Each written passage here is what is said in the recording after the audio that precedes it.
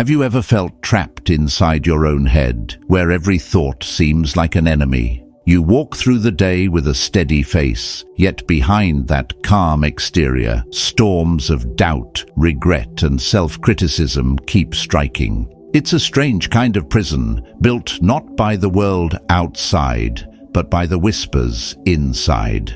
I know that weight because every person who has fought to stay strong has carried it at some point. The mind can be both a sanctuary and a battlefield. Left unchecked, it becomes ruthless, turning your own strength into a weapon against you. But this is not the end of your story. The Stoics, those warriors of the inner life, faced the same shadows. Marcus Aurelius, Epictetus, Seneca. They all knew the sting of despair, the pull of weakness, the urge to believe the lies of the mind. And yet they discovered a way to break free. Not by escaping life, but by mastering the way they thought about it.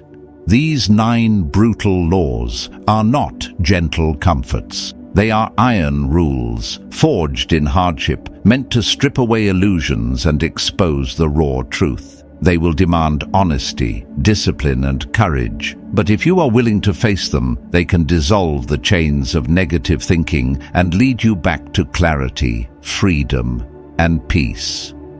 So, let me ask you, are you ready to confront the voice that has been holding you back? If you are, then stay with me. Because once you learn these laws, the grip of darkness begins to loosen, and you'll realize the strongest prison door was never locked. As we step into the first chapter, picture this. You're lying in bed at night, eyes open, the ceiling above you, nothing more than a screen where the same memory keeps playing on repeat. A conversation you wish had gone differently, a decision you regret, a betrayal that still burns. You whisper silently to yourself, it shouldn't have happened. And yet, it did. The world outside has long gone quiet, but inside your chest there is no peace. Every detail replays, sharper each time, as if your mind believes that sheer resistance can rewrite the past. You argue with what has already unfolded, like a man shouting at the ocean, demanding the waves roll back. But the tide does not care. It never has. Now imagine this. 2 people caught in the same storm. The first stands in the rain, fists raised, screaming at the sky. This isn't fair. The second pulls a hood over his head and begins to walk. The storm does not choose favorites. It soaks them both. But the one who resists suffers twice, first from the rain, then from the refusal to accept it. That is what arguing with reality feels like. The pain itself is heavy, but it is our denial that makes it unbearable. The Stoics saw this with piercing clarity. They didn't tell us to enjoy pain or to pretend we are unbothered. They offered something far sharper, the wisdom to see that suffering often comes not from the event, but from our judgment of the event. Epictetus, the former slave who became one of the great teachers of freedom, left us a line that cuts straight to the heart. Do not seek to have events happen as you wish, but wish them to happen as they do happen, and your life will go well. At first, these words sound like surrender. But listen again. They are not the words of weakness. They are the call of a man who refuses to fight battles that cannot be won. To align with what is, not with the fantasy of what should have been. That is not numbness. That is reality. Think back to a heartbreak. Perhaps someone you trusted walked away, leaving you to gather the pieces of a life that no longer felt whole. The mind whispers, if only they had stayed, if only I had done more. These thoughts loop endlessly, not because the leaving itself destroyed you, but because you resist the truth that they are gone. Or think of failure, the exam you missed, the job you lost, the chance you squandered. The memory is sharp, but what sharpens it most is the belief that it should not have occurred. This is the hidden root of much of our misery, not the betrayal itself, but the belief that betrayal should never have touched us. Not the failure, but the refusal to accept that failure is part of the human script. Reality unfolds without asking our permission. And every time we demand it be different, we hand over our peace as ransom. Marcus Aurelius, burdened with the weight of ruling an empire, wrote in his private journal something that should be carved into the heart of every person. Love the hand that fate deals you and play it as your own, for what could be more fitting? This is what the Stoics called amor fati, the love of fate. Not the naive celebration of pain, but the radical act of claiming every circumstance as fuel for growth. Let me tell you a story. A man I once knew lost his business in a sudden economic downturn. Overnight, years of labor collapsed into debt and silence. He spent months raging against the system, against the unfairness, against every imagined villain. His health declined. His nights were endless battles with ghosts he could never defeat. And then, one day, he stopped. He looked at his life not as something stolen from him, but as something handed back to him raw and unformed. From that day forward, his question was no longer, "Why me?" but "What now?" He built again, slower, wiser, leaner. And though he never regained what he lost, he found something greater: clarity, freedom, and a strange, unshakable peace. That is what happens when we stop arguing with reality. Energy once wasted in denial becomes energy for creation. The fight with the past ends, and the shaping of the present begins. Ask yourself, how much of your suffering is not from the event itself, but from the thought that it should not have happened? How many sleepless nights have you given to shadows that will never change? How many storms have you endured twice, once in the body, once in the mind? Life will hand you both roses and thorns. You cannot demand only the fragrance without the cuts. But you can decide whether to bleed endlessly from scratching at what cannot be undone. The Stoics invite us to stand still, to let reality be what it is, and to meet it with steady eyes. Seneca once said, "We are more often frightened than hurt, and we suffer more in imagination than in reality." That is the essence of this law. The thing itself is rarely as unbearable as the war we wage against it. So here is the shift. When the exam is failed, do not collapse. Ask instead, what is this teaching me? When the relationship ends, do not spiral into self-blame. Ask, what strength can be built here? When the opportunity slips away, do not mourn forever. Ask, what doors open now that this one is closed? None of this is instant. It is not magic. It is practice. But every time you shift from resistance to response, from arguing to acting, you grow lighter, stronger, wiser. The storm still comes, but now you move through it with the calm of one who knows the rain cannot break stone. Remember this: you do not need a perfect life to have peace. You only need the courage to meet life on its own terms. Reality is not your enemy. Every hardship is a forge.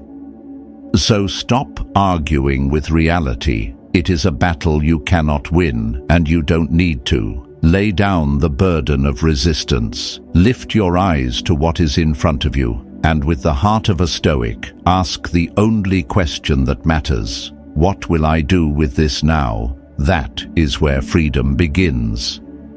Moving into the second chapter, let me paint you a picture. Imagine walking into a crowded room filled with smoke. At first you cough, your eyes sting, your body resists. But if you sit there long enough, something strange happens. You stop noticing. The air is still poisoned, but you've grown used to breathing it in. That is what happens to the mind when it lives too long in toxic environments. Think about it. No one is born drowning in self-doubt. No one enters the world whispering to themselves that they're unworthy. These voices are learned. They are planted, watered, and nurtured by what surrounds us. Every cynical remark from a friend, every endless scroll through lives that look perfect, every habit of clutter and chaos, we absorb them until they sound like our own thoughts. The mind is not an island. It is a mirror. And what it reflects depends entirely on what we place before it. Now ask yourself, what do you sit in every day? If your ears are filled with noise, your thoughts will echo that noise. If you linger in drama, your inner voice will grow suspicious and fearful. If you surround yourself with cynics, soon you'll begin to doubt the goodness in yourself and in everyone else. There is no neutral ground. Your environment is either healing you or harming you. It builds you or it breaks you. Seneca, the Stoic philosopher who lived through the corruption of Roman courts and the whispers of palace intrigue, gave us a timeless warning.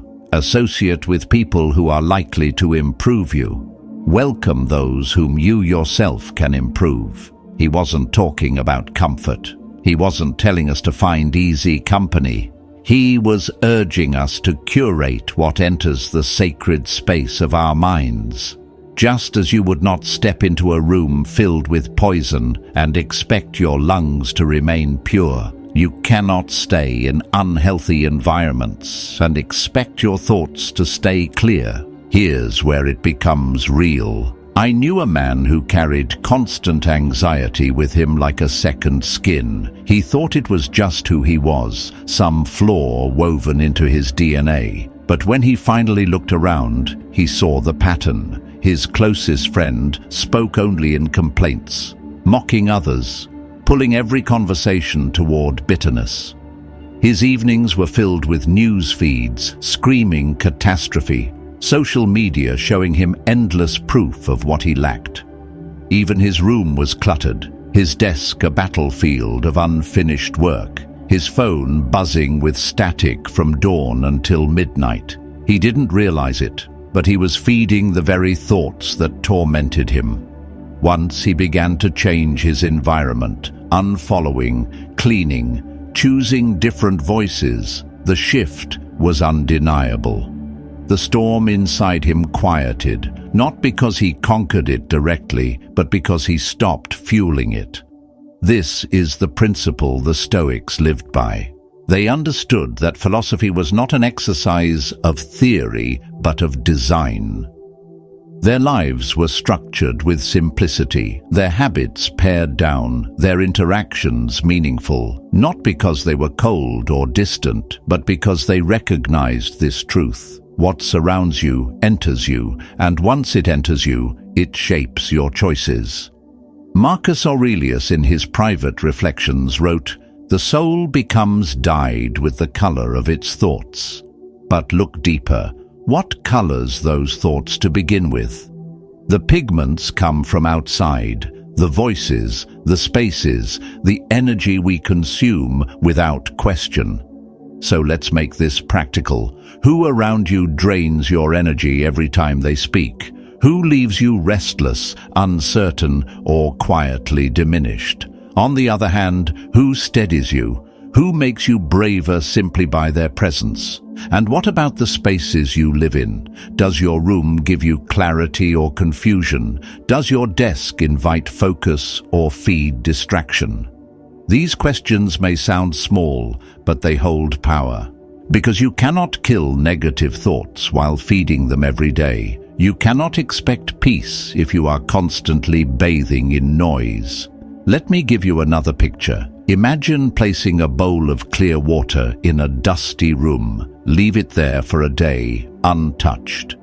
When you return, the surface is clouded, the clarity gone. That is your mind in a polluted environment. Stillness cannot survive in chaos. This is why the Stoic path is not merely about endurance, but about cultivation. It is a disciplined practice of guarding the gates of the mind. Epictetus reminded his students daily that while we cannot control the world, we can control what we allow to shape us. That is our responsibility. That is our power. So here is a challenge, a 7-day experiment in reclaiming your mind. For 1 week, refuse to engage in gossip. Do not lend your energy to drama that is not yours. Resist the urge to scroll endlessly through curated lives that exist only to trigger your insecurity. Clean your room. Literally, clear your desk. Light a candle at night instead of staring at a glowing screen. Read something that nourishes. Call someone who speaks about growth instead of complaints. At first, you will feel resistance. Your mind will crave the chaos it has grown addicted to, the way lungs crave smoke after years of inhaling it. But stay the course, because one day soon you will pause and notice something remarkable: silence. Not because your thoughts have magically vanished, but because you have stopped feeding the storm. And in that quiet space you will hear a voice you may have forgotten, your own. Remember this: your outer world is shaping your inner world, whether you are aware of it or not. There is no escape from this truth. The question is not whether you are influenced, but by what. And the moment you take responsibility for that answer, you begin to reclaim your freedom. So guard your environment as you would guard your most precious possession. Because in truth, it is. The mind is the workshop where your life is forged. Protect it from corrosion, and it will build you into something unshakable. Allow it to be poisoned, and it will collapse no matter how strong you appear on the surface. At this stage, the lesson is simple but uncompromising. You cannot rise above your surroundings unless you choose them with intention. The path of the Stoic is not to withdraw from the world, but to curate what enters. And once you do, you'll find that peace is not a distant dream. It's the natural state of a mind no longer drowning in noise. So stop waiting for clarity to arrive on its own. Build it, shape it, protect it. Because what surrounds you does not stay outside, it becomes you. And from here, we step into the next truth, a truth about how discipline of thought is not enough without discipline of action, and why the battle for your mind is always fought first in the choices you make each day. Advancing to the 3rd chapter, let me bring you into a restless night. The kind where the room is silent, but your mind is louder than thunder. You toss, you turn, and the same sentences replay like a broken record. I'm not enough. I'll fail. I'm broken. You try to bury the sound, but the more you fight it, the stronger it grows. And then, in the darkness, a dangerous thing happens. A part of you begins to believe it. But here's where the truth cuts through like a blade. You are not your thoughts. That single sentence has the power to break chains you didn't even know you were wearing. Most of us live as if every thought is a reflection of who we are, as if every whisper in the mind is a decree carved in stone. But it isn't. A thought is not a verdict. It is only a visitor. The Stoics knew this long before modern psychology gave it a name. To them, the mind was not a mirror of truth, but a battleground where impressions, fears, and emotions fought for dominance.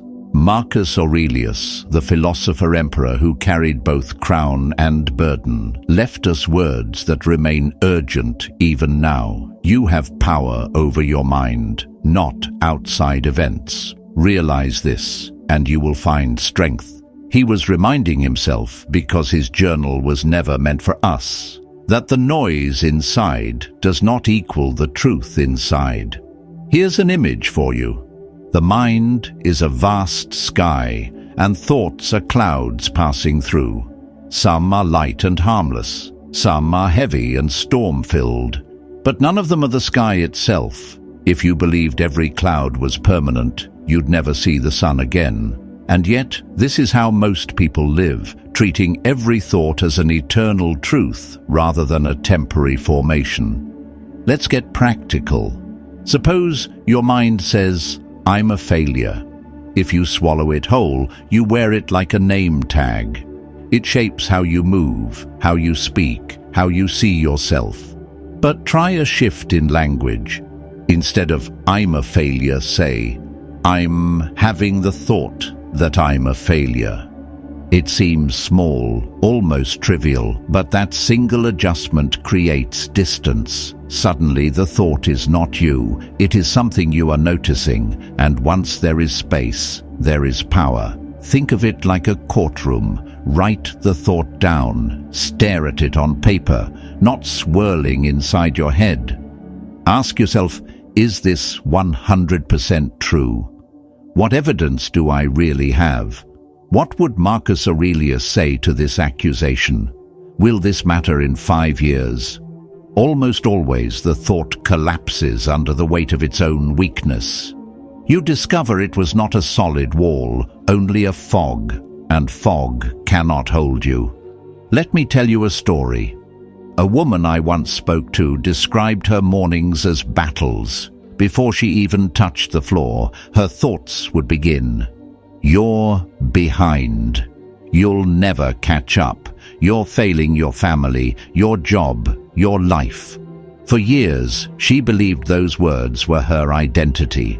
But when she started practicing this separation, writing, questioning, labeling them as just thoughts, her world shifted. The voices didn't vanish overnight, but they lost their power. She said it was like discovering she'd been living in a theater, mistaking the play for reality. Once she stepped back into the audience, she saw it for what it was, a performance, not the truth. Epictetus taught his students something radical. Impressions come to us uninvited, but it is our assent that gives them power. In other words, the thought itself cannot harm you. Only when you nod in agreement, only when you fuse it with your identity, does it cut deep. This is why the Stoics trained daily to notice thoughts as they arose, to question them before letting them in, the way a guard questions a stranger at the gate. Here's another image. Think of your mind as a radio. Stations flip on their own, sometimes music, sometimes static, sometimes a voice you don't like. Just because a sad song plays does not mean you have to sing along. Just because a cruel message comes through does not mean you have to live by it. You are the listener, not the broadcast. And here's the deeper truth. You are not the tremor. You are the ground that holds firm beneath it. The clouds, the thunder, the downpour, they may obscure your view, but the mountain remains unmoved. That is you. Does this mean you can control every thought? No. Control is the illusion that keeps people chained. The Stoic practice is not about forcing silence, but about becoming the observer. Watch the clouds drift by. Let the storm pass without building a shelter out of it. The goal is not suppression, it is recognition. I remember once being consumed by a thought that I had ruined everything. A single mistake, and my mind wrote an entire script of catastrophe. But when I stopped fighting it, when I simply noted, there's that thought again, it lost its teeth. It was like looking a shadow in the eye and realizing it had no substance. And in that space, clarity returned. This is why journaling was central to Stoic practice. Writing is not just a habit, it is a form of defense. To write a thought down is to pull it out of the shadows and into the light. Marcus did it nightly. Seneca did it in his letters. They turned their minds inside out so they could see the tricks it was playing. You can do the same. So let's bring it back to you. Tonight, when a thought comes whispering in the dark, you're broken. you're not enough. You'll fail. Pause. Don't fight it. Don't argue with it. Observe it. Say to yourself, I'm having the thought that I am broken. That simple act will feel like stepping back from the edge of a cliff. Suddenly you are not dangling. You are standing on solid ground. Because here is the liberating secret. You are not the thought. You are the thinker. You are not the broadcast. You are the listener. You are not the storm. You are the mountain. And when the storm clears, and it always does, you will see what was true all along. You are still here, still whole, still unshaken. Now take a breath. Let this truth settle deep into you. Because once you grasp that you're not your thoughts, you reclaim the steering wheel of your life. The fog will still drift in, but now you know it is only fog. And you, steady as the sky, remain untouched. This is where peace begins, not by silencing the mind, but by no longer confusing the noise for the self. And from here, we move into an even sharper reality, the reminder that time itself is limited. And when you truly see how brief this life is, you stop wasting it on shadows that were never you in the first place. Entering the fourth chapter, picture a man walking through his days as if the clock above his head will never strike its final note. He fills his hours with grudges, gossip, endless distractions. He delays his dreams, postpones the words he should speak, hoards his love, as if there will always be another chance to give it. But one truth hovers above him silently, waiting. Tomorrow is not promised. Now imagine this. You are furious because someone insulted you. In the moment it feels unbearable, like the world has shrunk to nothing but that wound. Yet pause. Ask yourself, if I had only 1 week left to live, would this matter? Almost always the answer strips the insult down to nothing. It dissolves into smoke. And what remains is not anger, but perspective. The Stoics carried a phrase that kept their vision sharp. Memento mori, remember death. At first it sounds dark, even grim. But look again, it is not an invitation to despair. It is a summons to live. To strip away the illusion of permanence and face what is real. Death is not the enemy. Forgetting death is. Because when you forget it, you begin wasting your days on what drains you instead of what defines you. Seneca once wrote, "It is not that we have a short time to live, but that we waste a lot of it." Those words sting because they are true. Time is not endless. It is the most sacred resource we will ever hold. And unlike money, unlike possessions, once spent, it can never be reclaimed. Every sunrise you witness is not a guarantee. It is a gift. Think of your own life. How many days have been sacrificed to arguments that never mattered? How many hours dissolved into overthinking that solved nothing? How many moments of beauty were ignored because you were replaying some petty conflict in your mind? This is the quiet tragedy of forgetting death. We live as if we will live forever, and so we waste the only forever we actually have, which is this moment. Here's a story. A friend of mine once lost his father suddenly, without warning. One day he was there, the next he was gone. For months afterward, my friend would replay every conversation, every missed call, every opportunity he delayed. He realized he had been living under the illusion of infinite tomorrows, assuming he would always have another day to make things right. That illusion shattered overnight, and in its place came a fierce clarity. He began living differently, not out of fear of dying, but out of gratitude for the time that remained. He forgave faster. He spoke his heart without waiting. He began to see every day as a fragile but priceless gift. That is the power of memento mori. Marcus Aurelius carried this awareness like armor. He reminded himself, you could leave life right now. Let that determine what you do and say and think. He was not trying to frighten himself. He was training his focus. If death could arrive at any moment, then only a fool would spend his days in bitterness, resentment, or endless delay. Think of the freedom this gives. When you remember that your time is finite, grudges lose their grip. You release them, not because the other person deserves forgiveness, but because your peace does. When you remember that the end is certain, you stop postponing your dreams. You move, you act, you speak, because the luxury of delay no longer exists. And when you remember that death shadows every step, you stop hoarding love. You give it freely, urgently, without embarrassment, because you know the window to give it is short. Make this a daily practice.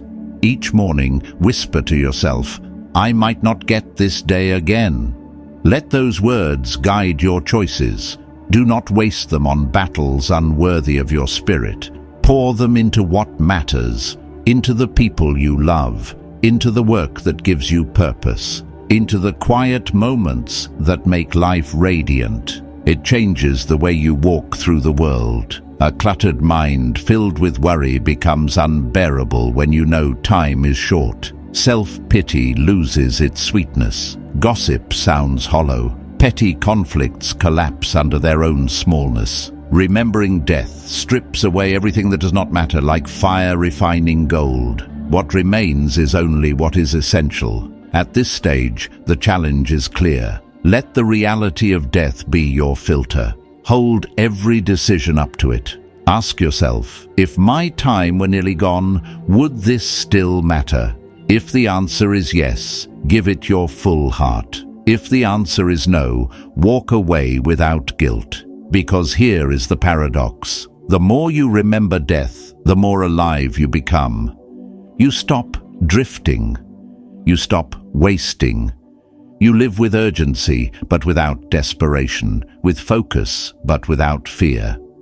Death is the sharp edge that carves away the noise and leaves only what is real. And so, as you carry this law into your days, make it personal. Speak it aloud if you must. Whisper it in silence if that feels truer. I remember death to live fully. Let it not haunt you, but awaken you. For in remembering the brevity of life, you reclaim the richness of living. And from here, we move toward an even deeper truth. Because once you see that time is short, the next question becomes inevitable. What will you do with the time that is left? At this stage, let me ask you a question that might sting. How many of your days have been wasted trying to read someone else's mind? How many nights have you replayed a comment, a glance, a silence, twisting it over and over, as if decoding it would finally give you peace? You wear a smile in the daylight, but inside you're tied up in invisible strings, pulled in every direction by the need to be liked. Now pause. What if I told you that approval was never yours to control? What if I told you the only thing you can ever truly command is the kind of person you decide to be? The truth is, most people live like prisoners. Not prisoners behind bars, but prisoners inside their own heads, trapped by the opinions of strangers, friends, even family. Every thought bends toward the same questions. Do they like me? Am I enough? What will they say? And with every question, the chains tighten. Here is where Stoicism turns the world upside down. The Stoics whisper a truth that feels almost rebellious in today's culture. Don't seek to be liked, seek to be good. Not good in the sense of pleasing others, but good in the sense of virtue. Anchored, uncompromising, true to yourself, even if no one claps. Epictetus, born into slavery and rising to become one of the greatest voices in philosophy, delivered this challenge with cutting clarity. If you want to improve, be content to be thought foolish and stupid. At first, those words sting. Who wants to be seen as foolish? Who wants to be dismissed? But Epictetus knew what few dare to admit, that the path to greatness requires the courage to look small in the eyes of others, to choose virtue over validation. And yes, that choice has a price. Some will laugh, some will doubt you, some will dismiss you with a smirk, but their laughter, their doubt, their dismissal, none of it has power over a soul anchored in what is right. Their opinion is only wind. Today it carries warm breezes of praise. Tomorrow it chills with criticism. If your peace depends on that wind, you will forever be tossed around like a ship without an anchor. Think of your own life. How many times have you held back a truth for fear of rejection? How many times have you betrayed yourself with silence just to win a nod of approval? Each time the applause fades, but the cost remains. Because the moment you live by the opinions of others, you abandon the only thing that is ever truly yours, your character. The Stoics remind us, when you live by values, you become unshakable. Honesty, courage, kindness. These are not abstract ideals, they are anchors. When you stand on them, you can walk into any room without fear. Even if no one applauds, you still stand tall. Let me tell you a story. A young man once sought to rise in politics. He studied hard, spoke well, dressed sharply, but every step of his campaign was haunted by one obsession. What will they think of me? Every criticism cut him down. Every rumor left him sleepless, until an older mentor said to him, "You are aiming at the wrong target. Don't aim at being liked. Aim at being worthy of respect, even if that respect never comes." The advice struck him like lightning. Slowly, he shifted. He started making decisions not based on popularity, but on principle. Some rejected him, others mocked him, but those who followed deeply, because people can sense when you are no longer a puppet. So here is the question you must ask yourself. Am I living by virtue, or am I chasing approval? When someone rejects you, don't ask, "Why don't they want me?" Ask instead, "Did I stay true to who I am?" That is all you can control. And in the end, it is all that matters. If you want to make this real, try a simple exercise. Take a sheet of paper. Write down 3 core virtues, the principles you want to live by, no matter who approves. Place them where you can see them each morning. Let them shape your words, your choices, your reactions. Over time, you'll notice something subtle but profound. The noise of other people's opinions begins to fade. In its place rises the steady voice of your own inner code. Because when you choose virtue over validation, you stop living like a puppet pulled by invisible strings. You stop waiting for someone else's applause to feel whole. You begin to live as the author of your own story. And that is where freedom begins. Marcus Aurelius reminded himself daily, "Be satisfied if the smallest thing goes well, and consider even this a rare achievement." He knew the world would rarely approve, rarely applaud. But he also knew that living by virtue, not by praise, was the only road to peace. So let me leave you with a challenge. This week, when the temptation for approval rises, when you feel the pull of those invisible strings, pause. Ask yourself, am I serving virtue or am I serving vanity? And then choose the harder road, the road of character. If this message stirred something inside you, anchor it now. Write in the comments just one word, virtue. Let that word be a declaration, a reminder that you are done living for applause. And if you want to keep sharpening this path, subscribe and stay with us. Not for validation, but for strength. For the discipline to keep choosing the right thing, even when no one is watching. Because in the end, when the crowd goes silent, only one question will remain. Did you live true?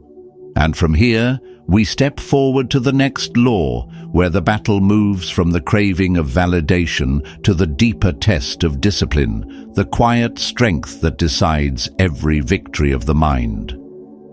From here, let us walk into one of the most deceptive traps of the mind. It is not always the blow that breaks you, but the echo that follows it. Not the event itself, but the story you wrap around it like barbed wire until you bleed. Now imagine this. You receive a message, one you hoped would be warm, but it's blunt, maybe even cold. Or worse, no reply at all. The fact is small, just words on a screen, or silence where words should be. But your mind doesn't leave it there. It sharpens the edges. They're ignoring me. They don't care. I must not matter. The fact is one thing, the story is another, and it is the story that cuts deepest. Marcus Aurelius, who bore the weight of an empire, once wrote, "If you are pained by any external thing, it is not this thing that disturbs you, but your estimate of it." He was pointing to the gap, the dangerous space between what happens and what we decide it means. The raw event is often neutral. It's our interpretation that gives it teeth. Think of rejection. Someone turns you down. That is the fact. Yet your mind whispers, "No one will ever love me. I'll be alone forever." That's not truth. That's a story. Or failure. You stumble. You make a mistake. The fact is simple, but the voice inside hisses, "I'm worthless. I'll never succeed." Again, not truth. A story. And here's the brutal reality. Your mind is not an impartial narrator. It is a playwright fueled by old wounds, long-standing fears, and insecurities that have lingered for years. A curt word from a boss becomes, "They hate me." A delayed text becomes, "They've abandoned me." The fact remains small. The story towers over it, casting shadows that choke the light out of your peace. I once knew someone who carried this burden daily. A friend's silence was never just silence. To her, it meant betrayal. A single mistake at work was not a mistake. It was proof she was incompetent. Her suffering grew not from the facts themselves, but from the endless stories she stitched around them. Only when she began writing them down did she see the difference. On one side of the page, the raw fact. On the other side, the story her mind had invented. It was a revelation. Most of what tormented her wasn't real. It was fiction. This is why Stoicism calls for the separation of event from story. It is a discipline of clarity, a stripping away of emotional static so you can hear what is true. Here's how it works. Step 1. Write down the fact. Pure, uncolored. My message hasn't been answered in 2 days. Step 2. Write down the story your mind is telling. They're ignoring me. They don't care. Step 3. Question it. Is this definitely true? Could there be another reason? In that pause, you reclaim power. You realize thoughts are not commandments. They are drafts, and drafts can be rewritten. This practice may feel small, but it is a blade against suffering. Because once you catch the difference between fact and story, you see that pain multiplies only when you let the mind run unchecked. Seneca once said, "We suffer more often in imagination than in reality." Look closely, and you'll see he was not exaggerating. Most of the torment you carry is imagined, born from unchecked narratives, not from life itself. So how do you begin to free yourself? Pause when the spiral begins. Investigate the story. Ask the hard questions. Is this true? Will this matter in 5 years? Is this the only interpretation? By doing this, you stop the snowball before it becomes an avalanche. You interrupt the chain reaction of suffering. Let's ground this in a simple example. A colleague walks past without greeting you. The fact, they walked past. The story. They dislike me. I must have done something wrong. Yet pause. What else could be true? Perhaps they were distracted. Perhaps they were carrying their own burden. Perhaps it had nothing to do with you at all. Suddenly, the weight you felt begins to crumble. You were not rejected. You were simply standing in the path of another person's storm. This is not about lying to yourself. It is not about painting everything in false positivity. It is about accuracy, about refusing to hand your piece to the first story your mind offers. Because your mind will always offer the darkest interpretation first. It is wired to. But you are not required to accept it. Here's the deeper truth. You will never control every circumstance life throws at you. People will still walk away. Plans will still fail. Mistakes will still sting. But you can always control the meaning you give those moments. And when you control the meaning, you strip away their power to wound you beyond the initial sting. Think of it like this. Life throws a spark. That spark is the fact. What happens next, whether it fizzles harmlessly or burns into wildfire, depends entirely on the story you tell yourself about it. Every time you choose a calmer, truer narrative, you step closer to the freedom the Stoics spoke of. The freedom that comes when your peace is no longer hostage to events, but anchored in your own judgment. You become the one who decides whether the story is tragedy or triumph. And so, let me leave you with this reminder. You do not have to keep living inside stories that wound you. You can tell better ones. You can rewrite them. Each time you pause, question, and choose differently, you loosen the chains your mind once wrapped around you. This is not just philosophy. It is survival. It is freedom. It is the difference between a life lived as a victim of your own thoughts and a life lived as the author of your own meaning. And from here, we turn to the next lesson, where the focus shifts from rewriting stories to mastering the habits of discipline, because clarity alone is not enough. Without disciplined action, even the best stories collapse.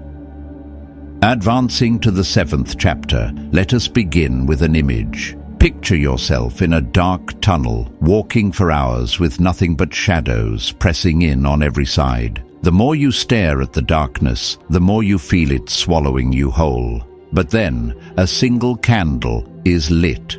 Small, almost fragile, yet it changes everything. Gratitude is that candle.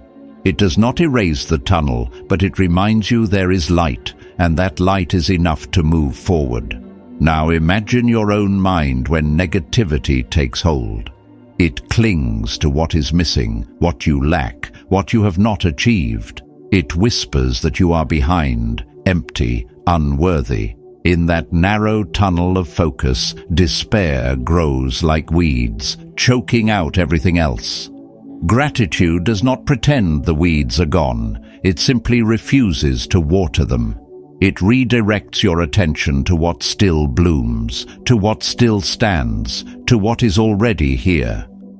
Seneca, who watched the fragile wealth of Rome rise and fall, captured it in one sentence. It is not the man who has too little, but the man who craves more, that is poor. His warning cuts across centuries. Poverty is not measured by the absence of possessions, but by the blindness to what is already in your hands. Think about the last time you were consumed by a problem. Maybe it was a bill unpaid, a friendship strained, a mistake that felt unforgivable. Problems demand attention. They scream, they claw, they pull you into their gravity until all you can see is them. Gratitude is the force that widens the frame. It reminds you that life is larger than this one issue. You are not defined by the problem, only distracted by it.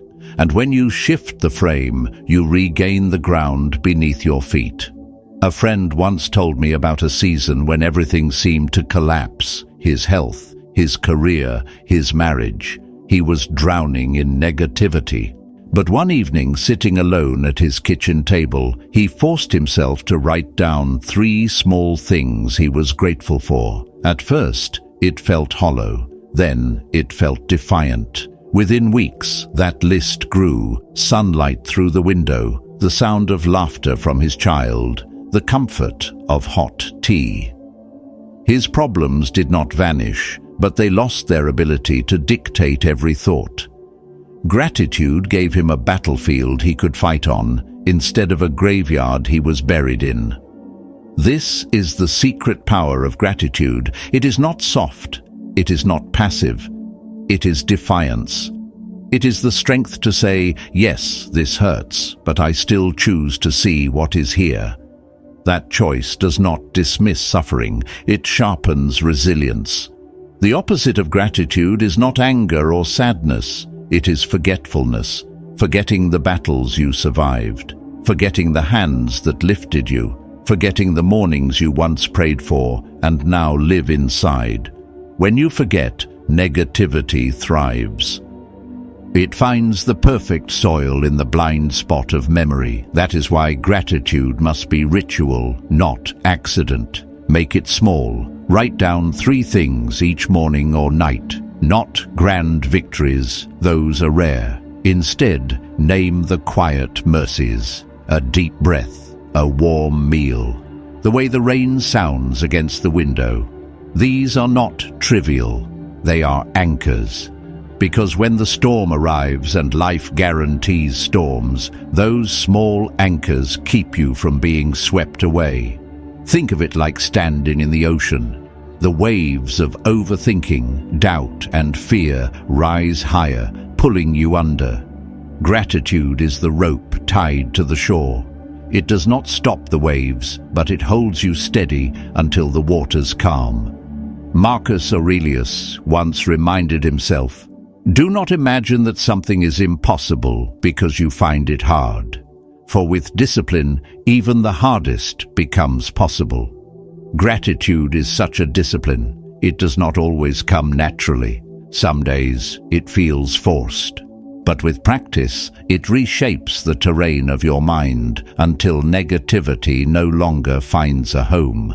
Here's a simple truth that many forget. The very fact that you are aware of your negative thoughts is proof you are already on the path to healing. Awareness itself is the first cut into the root of despair. You are doing better than you think, not because life is flawless, but because you have begun the work of change. Gratitude deepens that cut. It severs negativity from its soil and replaces it with life.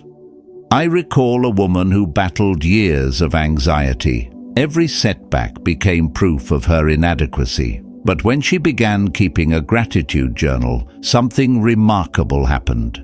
She didn't suddenly stop feeling anxious, but the anxiety no longer defined her. Gratitude became her rebellion, her refusal to let fear write the final chapter.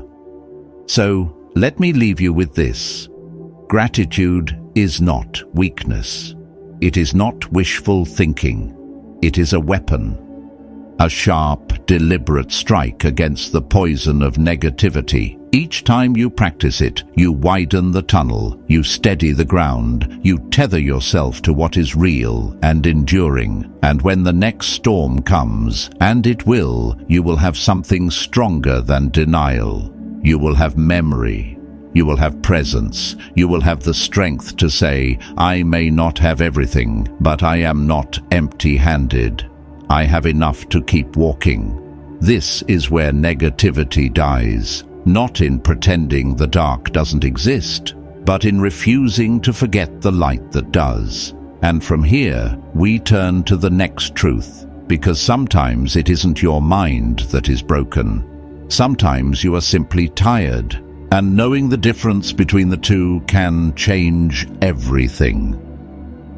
As we step into the 8th chapter, let me speak to the nights when you have stared at the ceiling, dissecting every thought, every feeling, as if somewhere in the chaos you might uncover proof that you are weak, flawed, or broken beyond repair. You search for an answer that never arrives because you are asking the wrong question. Now imagine this: a warrior returning from battle, armor dented, muscles aching, eyes heavy. He collapses to the ground, unable to rise. Would you call him broken, or simply tired from the fight? Most of us confuse exhaustion with weakness. We treat fatigue as evidence that something is permanently wrong with us, when in truth, it is only a signal that too much has been poured out, too quickly, without being replenished. Fatigue is cunning. It disguises itself as failure. When you are drained, the world itself changes shape. Simple tasks feel impossible. Small setbacks feel catastrophic. Conversations twist into accusations that were never spoken. You start misreading messages, replaying words until they darken into something heavier than reality. You begin to believe that people are against you, not because they are, but because exhaustion has turned your mind into a storm. And storms do not form because the sky is weak. They form when the air has been stirred for too long, when pressure has been building without relief. The mind is no different. Negativity multiplies not because you are broken, but because you are depleted. Marcus Aurelius reminded himself often, the mind must be given relaxation. It will rise improved and sharper after a pause. Even an emperor carrying the weight of an empire knew this truth. You cannot command clarity from a body that is collapsing. The mistake many of us make is declaring war on our thoughts, as though they are enemies to be crushed. But when your body and spirit are running on fumes, clarity cannot bloom. You cannot expect a field to yield crops if you never allow it to rest. Soil must be renewed, so must you. Think of the ways you starve yourself without realizing it. Sleep sacrificed night after night, meals rushed or neglected, bodies left stagnant in chairs, minds drowned in endless scrolls of noise. Then we wonder why our thoughts twist into knots, why despair lurks at the edge of every shadow. The answer is not to push harder. The answer is to pause. I once knew a woman who insisted on perfection in all things. She worked until midnight, fueled by coffee and willpower, convinced that slowing down was weakness. When her body finally broke down, she spiraled into shame, believing she was unworthy because she could not keep up. Only when she began to rest, really rest, did she see the truth. Her problem was never weakness. It was exhaustion. Within weeks of better sleep, walking outside, eating with intention, her mind cleared. The storm faded. She discovered she had been carrying strength all along. Here is the lesson. You are not a machine to be fixed. You are a living being that must be renewed. Rest is not indulgence. It is strategy. It is how you return to yourself. Tonight, give yourself permission to stop. Go to bed earlier than you think you should. Let the world wait. Take a walk without your phone, letting your senses breathe without interruption. Say no to one demand that drains you, even if the word no feels selfish on your tongue. Write down your worries, then leave them on the page, instead of carrying them into your dreams. Seneca wrote, "The mind must be given relaxation. It will rise improved and sharper after a pause." He knew that rest is not wasted time, it is sharpening time. The sword that never leaves its sheath grows dull. The mind that never rests grows heavy. So let me say this clearly. You are not broken. You are not weak. You are not beyond repair. You are tired, and tiredness is not permanent.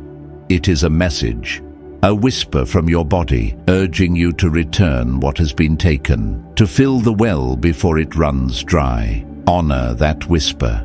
Treat it not as a sentence of failure, but as proof of your humanity. Even the strongest warriors must rest between battles. Even the sharpest minds must pause to sharpen further. Fatigue is not the end of you. It is the signal that strength is waiting beneath the surface, ready to rise again when given the chance. Think of tomorrow morning. You wake after true rest. The storm that once clouded every thought looks different now. You see it not as evidence of your brokenness, but as proof of exhaustion. You realize you were never destroyed. You were only waiting to return to your strength. And that is the gift hidden inside weariness. It teaches you that resilience is not found in endless pushing, but in the wisdom to pause, to breathe, to recover. At this stage, hold this truth firmly. Fatigue will lie to you. It will tell you that you are finished, that you are failing, that you are not enough. But the lie collapses when you rest, because rest proves you are still here, still capable, still strong. So the next time you feel like you are breaking, stop.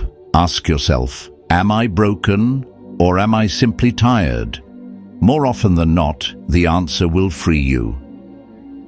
And from here, we turn to the ninth and final law, the one that ties them all together. Because beyond fatigue, beyond storms of thought, beyond the hunger for approval, there lies a deeper truth.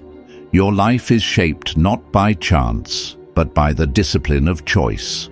Entering the 9th chapter, let me begin with a confession. Most of the regret I've seen in people's lives did not come from what was done to them, but from how they reacted too quickly. A word spoken in anger, a door slammed in haste, a message sent before the truth had a chance to arrive. They treated their first emotion as truth, and it cost them dearly. Now imagine this. You send a message to a friend. Hours pass. No reply. The first emotion flares. They don't care about me. Suddenly the story grows teeth. Rejection, distance, betrayal. Yet the reality could be anything. Their phone died. They were in a meeting. They simply forgot. If you let that first emotion steer you, you risk burning a bridge over nothing but smoke. This is the trap. That first spark of feeling, anger, fear, jealousy, sadness, feels real because it is raw. But raw is not the same as wise.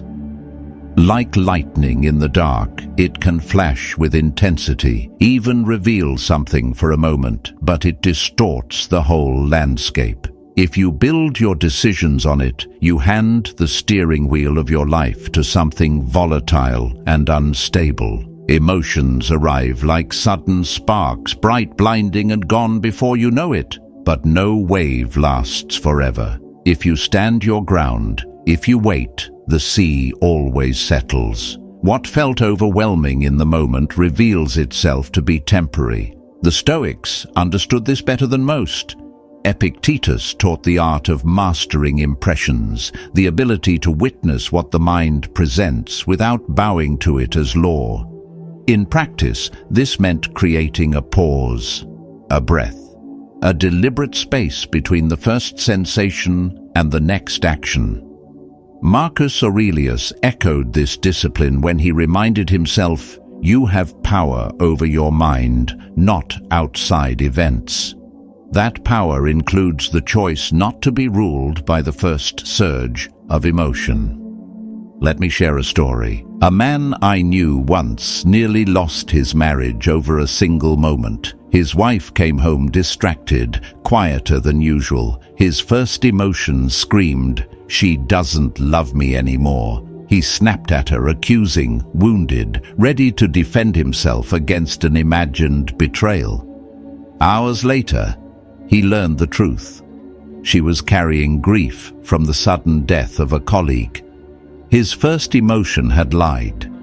Had he trusted it fully, he would have destroyed trust with his own hands. That night became his turning point. He began practicing the pause, waiting before reacting, listening before assuming. It saved not just his marriage, but his peace. So here is the practice. When the first emotion strikes, whisper to yourself, "Let me wait before I react." Simple words, but they open space. Breathe once. Step back. Let the wave crash and pass. You will find that clarity often arrives in the silence left behind. Emotions are not commands, they are signals. Like notifications on your phone, they ask for attention but do not require obedience. You can read them, reflect on them, even learn from them, but you do not need to act on them instantly. This discipline can save more than your inner calm. It can preserve friendships, careers, even lives. Think of how many conflicts ignite not from what happened, but from how someone responded too fast, too raw, too unfiltered. A pause could have rewritten the story. The truth is, every warrior knows the danger of firing before aiming. The Stoic warrior knows the same danger lives within the mind, reacting before reflecting, trusting the first flash before wisdom has spoken. So the next time your chest tightens with anger, when jealousy claws at your ribs, when fear presses like a weight on your shoulders, remember, this is only the first wave. Stand still, let it break. Watch the water return to calm. Because the mark of a Stoic is not that they feel nothing, but that they are not enslaved by the first thing they feel, and with that, the circle closes. You began this journey wrestling with negative thoughts, storms within, shadows without. Now you stand with 9 laws in your hand, not to erase the storms, but to walk through them steady, deliberate, unshakable. If this message gave you even a moment of clarity, let it be a reminder that you are never as powerless as your thoughts sometimes make you feel. A single spark of insight can grow into a fire strong enough to light your way through the darkest storm. Give this video a like so others who are wrestling with their own shadows may also find that spark. Take a moment to share your voice in the comments. Write the words, "Unbreakable Mind." Let it be both a reminder to yourself and a signal to others who are searching for strength. Your words may be the anchor someone else needs to hold on to. And if you are ready to keep walking this path with steady steps, subscribe and join us for the next lesson. Each law, each practice, is not just philosophy to think about, but a discipline to live by. Together, they sharpen the mind, steady the heart, and return us to the clarity we often forget we already hold. Carry this truth with you now. Your mind is not your enemy. It is your greatest weapon. Guard it, guide it, and grow it. The next storm will come, but you will meet it not as a victim, but as a warrior who cannot be shaken.